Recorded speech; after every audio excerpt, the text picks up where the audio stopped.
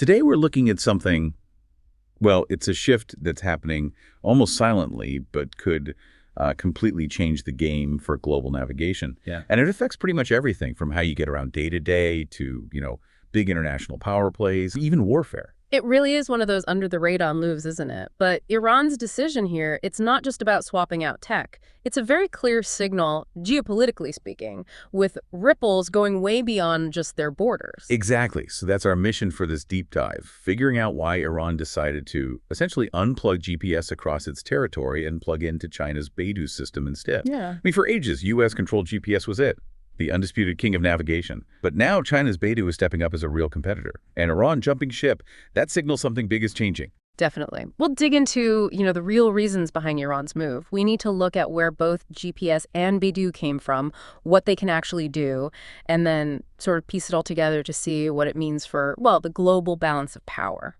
It's fascinating because it touches on sovereignty, tech independence, the whole shebang. Okay, let's get into it.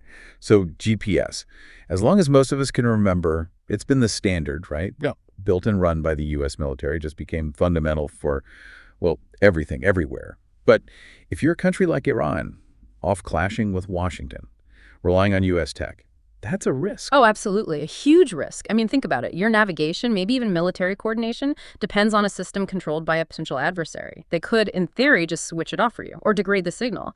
Plus, there are always concerns about surveillance, cyber vulnerabilities. Right. So was there a specific moment, a final straw that pushed them to make this call? I heard something about a scandal involving apps. Yeah, that seems to have been a major catalyst. Iranian state media started reporting claims that apps like WhatsApp and Instagram, popular apps, had leaked real-time location data of senior Iranian officials. And the accusation was this data went to foreign powers, specifically naming Israel and the U.S. Leak how? Through the app itself. The claim was that connecting to the internet via these apps essentially broadcasted location data, creating, as they put it, a digital breadcrumb trail. Yeah.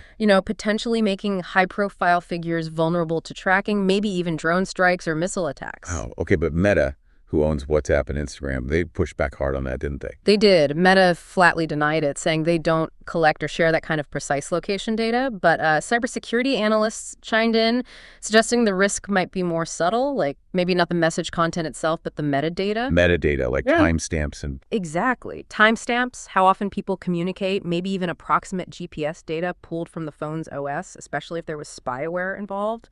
That's the theory. Anyway, so Iran's reaction was pretty strong. They urged, 90 million citizens to delete those apps, call them tools of espionage. And this wasn't happening in a vacuum, right? There were wider concerns. Right. This connects to earlier incidents, high-profile assassinations where digital communications were suspected, maybe, of playing a role.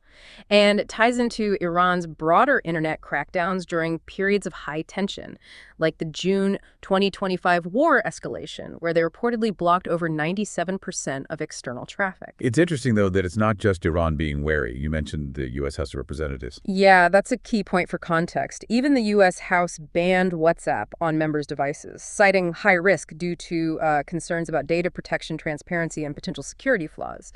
So the underlying worry about app security isn't unique to Iran. So Iran sees switching to Beidou as part of a much bigger picture then, breaking free from Western systems generally. I think that's exactly right. It's not just about navigation satellites. It fits into their larger strategy of achieving, let's call it digital sovereignty. Think about their efforts to find alternatives to the SWIFT banking network or to build more resilient domestic internet infrastructure, less dependent on Western choke points.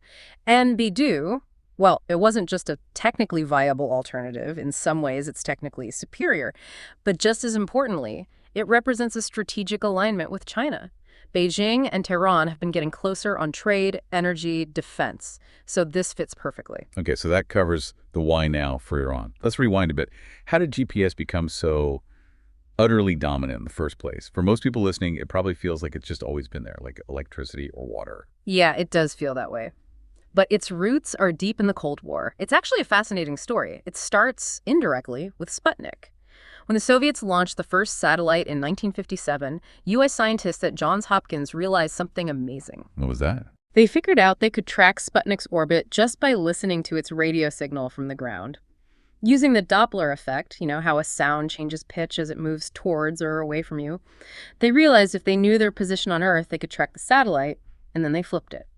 If they knew the satellite's position, they could figure out their own location on Earth. That insight led directly to the U.S. Navy developing the transit system in the 1960s, the very first satellite navigation system, mainly for their nuclear submarines. Ah, so it started with subs, and then it became Navstar GPS. Exactly. Transit was limited. So in 1973, the U.S. Department of Defense launched the Navstar GPS program. The goal was a unified military-controlled system. They planned for 24 satellites to give 247 global coverage for positioning, navigation, and crucially precise timing, military first and foremost. But the big change, the one that affected all of us, was making it available for civilians. You mentioned Korean Air Flight 007. Yes, that terrible incident in 1983 where the civilian airliner strayed into Soviet airspace and was shot down, that was the catalyst. Afterwards, President Ronald Reagan announced that GPS would be made available for civilian use worldwide to, prevent similar navigation errors. But there was a catch. The degraded signal, right? Selective availability. That's it. For national security reasons, the military deliberately introduced errors into the public GPS signal. So civilian users get a much lower accuracy than the military did, maybe 100 meters or so. Which made it useful, but not revolutionary. Not yet. Not yet. The real revolution came in May 2000. President Bill Clinton ordered selective availability to be turned off permanently. Suddenly, civilians had access to high-precision GPS down to a few meters. And that just opened the floodgates. Completely. Yeah. That single decision unleashed this wave of innovation. Suddenly, you could have accurate mapping on your phone. It enabled ride-sharing like Uber and Lyft, precision farming that boosts crop yields, tracking shipments. I mean, the list is endless. It really did reshape daily life. It probably saved millions of arguments about map reading, and it gave the U.S. this incredible sort of invisible influence over billions of lives globally. It's staggering when you think about the dependence. How much relies on it? Trillions. Literally trillions of dollars in global economic activity depend on GPS for timing and navigation. There was a study in 2024, I think, that estimated just the single day's outage of GPS would cost the U.S. economy alone about $1.6 billion. $1.6 billion Yeah. in one day. Yeah. It just shows how deeply embedded it is. You don't notice it until it's gone, or potentially gone. And remember, even today, with the U.S. Space Force running the modernized GPS-3 system, which has better encryption, better jamming resistance, it's still fundamentally under U.S. military control. And that's the core vulnerability for any nation that might find itself on the wrong side of the U.S. in a conflict. Access could be denied. Okay, so GPS ruled the roost. But China saw this dependency, particularly after the Gulf War, and decided they needed their own thing. Enter Beidou. Precisely. Watching the U.S. use GPS for precision strikes in the 1991 Gulf War was a wake-up call for China's military leaders. They saw the future, and they knew they needed their own system. But the real turning point, the event that really galvanized them, was the Taiwan Strait crisis in 1996. Remind us what happened there. China was conducting missile tests near Taiwan, flexing its muscles. The U.S. responded by sending 2 aircraft carrier battle groups to the region, a major show of force. And during that standoff, China's leadership had this stark realization. Their military was effectively blind compared to the U.S. forces. They were totally reliant on American GPS, a system controlled by the very power they were confronting. It was untenable. So that lit the fire under the Beidou project. Absolutely. Formal approval came in 1997. And they built it methodically in phases. Beidou 1 launched in 2000, just covering China initially. Then Beidou 2 came online around 2012, expanding coverage to the Asia-Pacific region. But the big one was Beidou 3, completed in 2020, that finally gave China full, independent, global satellite navigation capability, a direct competitor to GPS. Okay, so how does Beidou actually compare, tech-wise? Is it just a GPS clone, or does it offer something different? Oh, it's definitely not just a clone. In several ways, it's arguably more advanced, especially in certain aspects or regions. For a start, it has more satellites. Beidou typically has around 45 to 50 operational satellites in orbit compared to GPS's 31. And China's invested heavily in ground infrastructure too, with many more ground stations than GPS.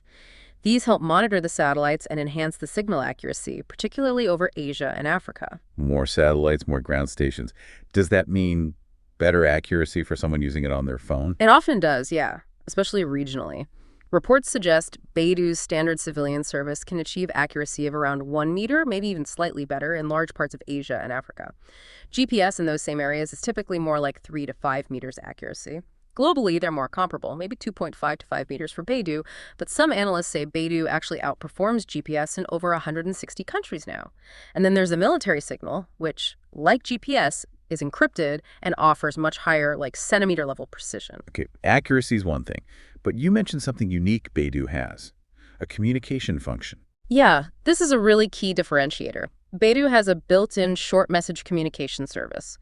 Users with compatible devices can send short text messages, maybe up to 120 Chinese characters, I think, or report their location directly via the satellites without needing any cell signal. Wow, okay, so you could be totally off-grid in a disaster zone or a remote area and still send out a message or your coordinates. Exactly. Think about disaster relief, remote exploration, fishing fleets, or significantly military operations in areas where communications are jammed or non-existent. GPS just doesn't offer anything like that. It's a one-way street, broadcasting signals. Beidou allows for this limited two-way communication. That sounds like a massive strategic advantage in certain scenarios. And Beidou's reach is growing fast, isn't it? It's not just China and Iran using it. Not at all. It's seeing huge global adoption. Estimates are over 1.5 billion users daily across more than 140 countries.